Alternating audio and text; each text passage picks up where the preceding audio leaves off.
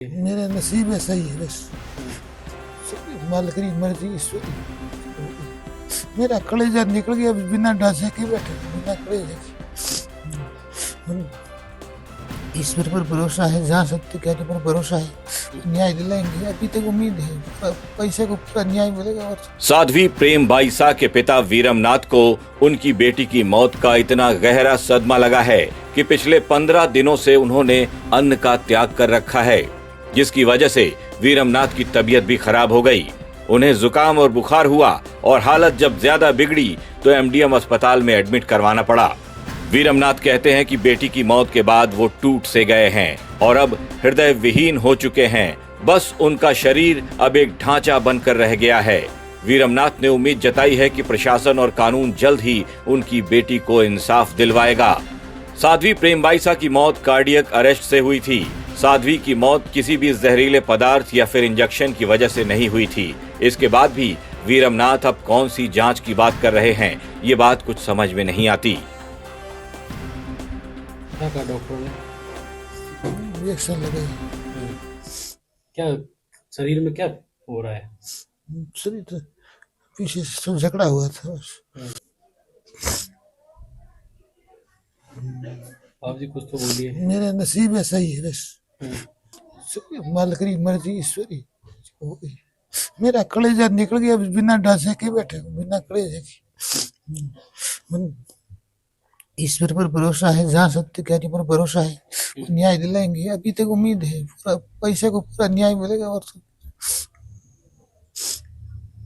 ईश्वर, मैं तो मैंने भगवान मान जो कही और कि मेरे हाथ में तो कुछ है नहीं, मेरे हाथ में कुछ ही नहीं। मेरे हाथ से तो चले गए देखते देखते, मेरे हाथों में देखते देखते बस। उधर जिस नर्सिंग स्टाफ ने साध्वी प्रेम बाईसा को इंजेक्शन लगाया था, उसका भी आरोप है कि अब उसे भी परेशान किया जा रहा है, धमकाया जा रहा है। नर्सिंग स्टाफ देवी सिंह के समर्थन में अब तमाम नर्सिंग स्टाफ ने मोर्चा खोल दिया है। उनका कहना है कि बेवजह उनके एक साथी को परेशान किया जा रहा है, जिसे अब बर्दाश्त नहीं किया जाएगा। प्रशासन को जो भी जांच करनी है कर ले, क्योंकि जब इंजेक्शन लगने की वजह से मौत ही नहीं हुई तो फिर नर्सिंग स्टाफ को परेशान किए जाने का क्या मतलब है। साध्वी जो प्रेम बाईसा थे, जो स्वर्गीय अभी हाल ही स्वर्गीय हुए हैं, उनके परिजनों के द्वारा हमारे नर्सिंग अधिकारी देवी सिंह जी उनके पास में कॉल किए गए कि भाई आप आकर इंजेक्शन लगाओ, इनकी तबीयत ठीक नहीं है। वो ड्यूटी पर थे। उसके पश्चात उनके पास वापस 5 बजे इंजेक्शन लगाने के लिए कॉल आते हैं, तो मानवीय भावनाओं के नाते उनके घर पर जाते हैं और उनके द्वारा जो पूर्व में भी उनके परिजनों ने लगवाए थे, वो डॉक्टर की पर्ची के आधार पर लगाए थे, वही इंजेक्शन उनके परिजनों ने लगाने का आग्रह किया था।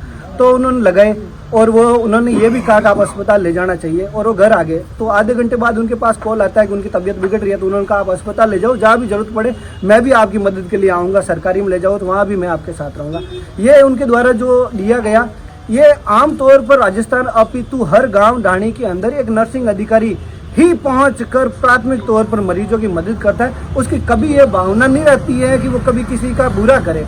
और इंजेक्शन भी वही लगाए हैं जो पहले से ही उनके परिजन लगवा रहे हैं, उनके परिजनों के आग्रह पर लगाए।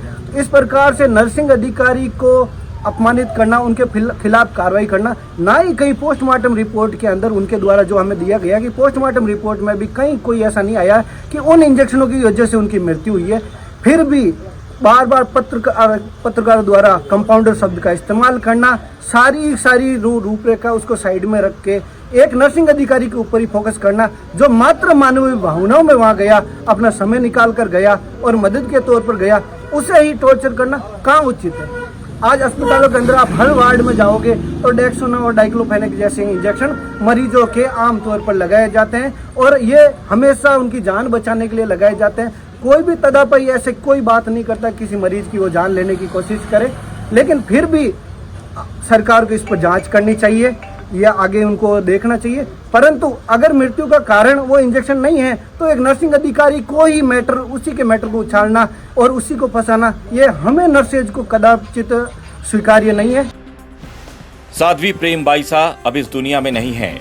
उनके समर्थकों को अब भी यकीन नहीं हो रहा है कि साध्वी हमेशा के लिए दुनिया से रुखसत हो चुकी हैं, और इस बात पर भी भरोसा नहीं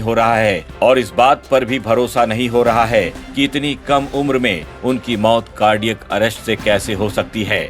साध्वी तो चली गईं, लेकिन अपने पीछे ऐसे कई अनसुलझे सवाल छोड़ गईं, जिसका जवाब मिलना अब शायद नामुमकिन है। राजस्थान तक के लिए जोधपुर से अशोक शर्मा की रिपोर्ट।